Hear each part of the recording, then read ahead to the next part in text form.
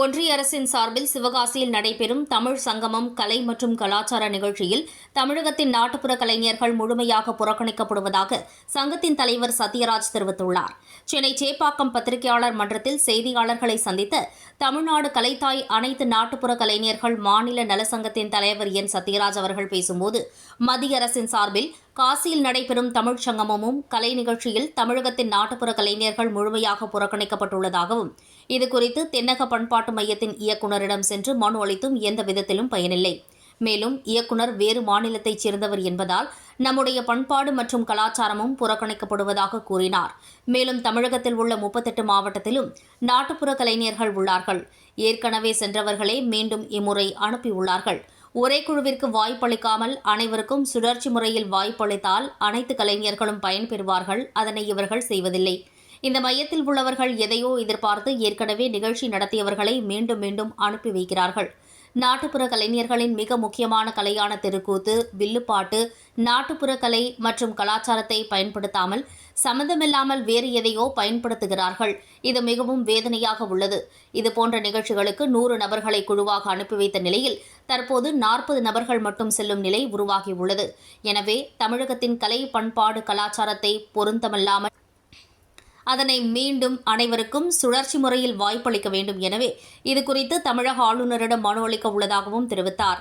மேலும் இந்த செய்தியாளர் சந்திப்பில் மாநில பொதுச் செயலாளர் ஜே. குப்புசாமி, மாநில பொருளாளர் பாசூர் செல்வராஜ், மாநில துணைத் தலைவர் சேகர், தமிழ்நாடு நாட்டுப்புற இசைக்கலை பெருமன்ற மாநில தலைவர் வீரசங்கர் உள்ளிட்ட சங்கத்தின் முக்கிய பொறுப்பாளர்கள் மற்றும் நிர்வாகிகள் கலந்து கொண்டனர்.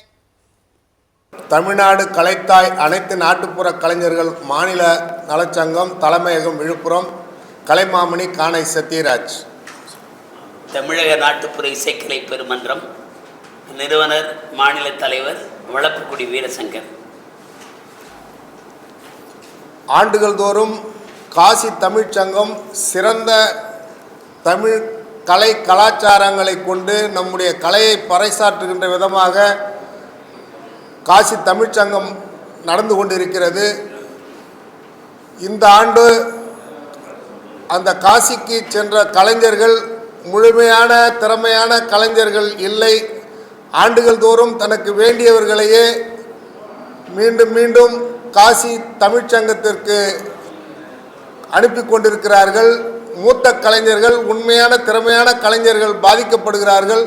அதை அனைவருக்கும் தமிழகத்தில் உள்ள ஒட்டுமொத்த 38 மாவட்டங்களில் இருக்கும் கலைஞர்களுக்கும் முன்னுரிமை தர வேண்டும்.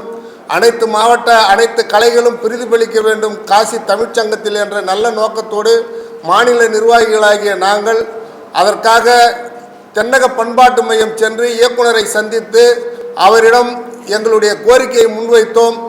அவர் சங்கம் எல்லாம் இங்கே உள்ளே வர வேண்டாம் என்று தெரிவிக்கின்றார். அது மட்டுமல்லாமல் அவர் கேரளாவை சேர்ந்தவர். நாங்கள் பேசுகின்ற தமிழ் அவருக்கு சுத்தமாக புரியவில்லை.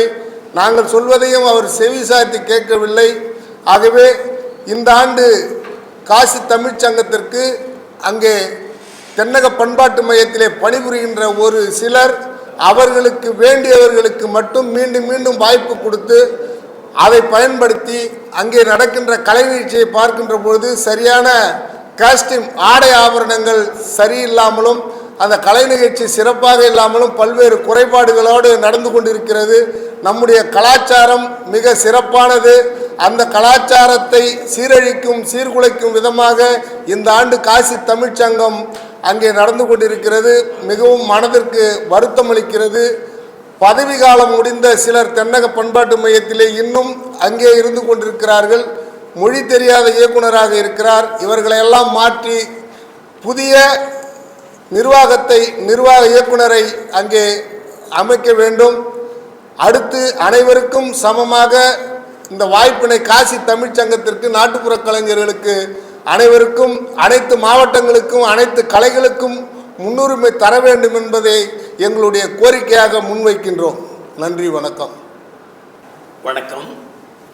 அதாவது நிர்வாகத்திட்ட போய் கேட்கும் பொழுது அவங்க என்ன சொல்கிறாங்கன்னா, அனுப்பிய குழுக்கள் சென்ற ஆண்டுகள் அனுப்பிய குழுக்களை நாங்கள் திரும்ப அனுப்ப முடியாதுன்னு சொல்கிறாங்க. ஆனால் போயிருக்கிற கலைக்குழுக்கள் அத்தனையுமே பெரும்பாலும் முன்னாடி சென்ற கலைக்குழுக்களை தான் அவர்கள் அனுப்பி கொண்டிருக்கிறார்கள்.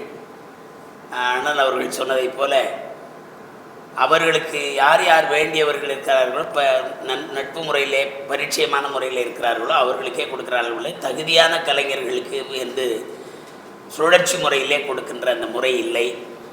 அது மாதிரி எல்லா கலைஞர்களும் பயன்படும்படியாக சுழற்சி முறையிலே அனைத்து கலைகளுக்கும் வாய்ப்பளித்து கலைஞர்களுக்கு வாய்ப்பளிக்க வேண்டும் என்று சொல்லி கேட்டுக்கொள்கிறோம். வணக்கம். நாங்கள் கேட்கும்போது இப்படி அனுப்ப மாட்டோம்னு சொல்லிட்டார். போன தடவை போயிட்டு வந்தவங்களுக்கு வாய்ப்பு கிடையாதுன்னு நாங்களும் புதுசாக அது போகாதவங்களுக்கு அந்த பட்டியலை கொடுக்குறோம். ஆனால் போனவங்களே திரும்ப அவங்க கொடுக்குறாங்க. புரியுதுங்களா?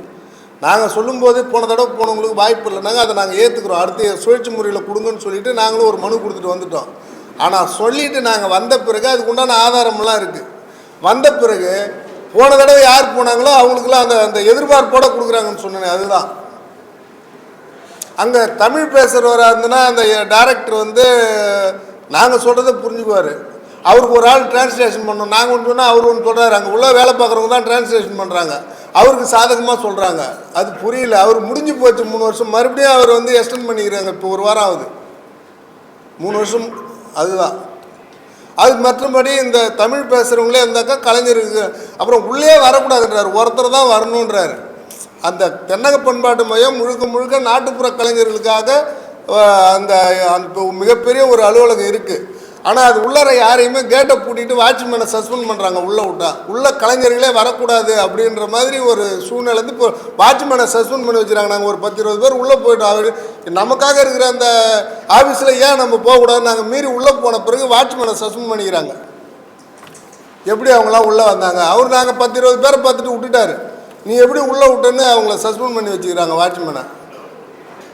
இது மாதிரி அது அந்த வட்டத்துக்குள்ளாரே அதுக்குள்ளாரே யாரும் போகக்கூடாது. அவங்களுக்குள்ளாரே அதை பண்ணிக்கிட்டு இருக்கிறாங்க.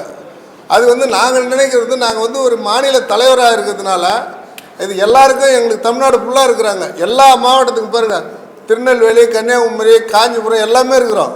எல்லா மாவட்டத்துக்கும் ஒன்று ஒன்று கொடுங்கன்னு கேட்டோம். ஒரு மாவட்டத்துக்கு ஒன்று 37. அதோட இப்போ அந்த ஆளையும் குறைச்சிட்டாங்க.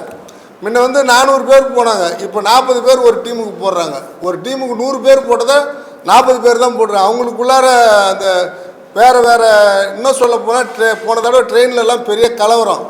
சாப்பாடு சரியாக கிடையாது. ரயில்வே சாப்பாடு, அந்த சாப்பாடு சரியில்லை. நாங்கள் எடுத்துக்கிறோம், அதுக்கு உண்டான பணத்தை எங்ககிட்ட கொடுங்கன்னு கேட்டோம். எங்களுக்கு சாப்பாடு பிடிக்கல, நாங்களே ஆர்குமெண்ட் பண்ணி. அதுவும் கிடையாது. அது ஒரு கமிஷன். எல்லாமே கமிஷன் லைனில் போய் நிற்குது. அதை நம்ம வெளிப்படையாக பேசுறதுக்கு கஷ்டமாகுது. அவ்வளோதான், வேறு ஒன்றும் இல்லை.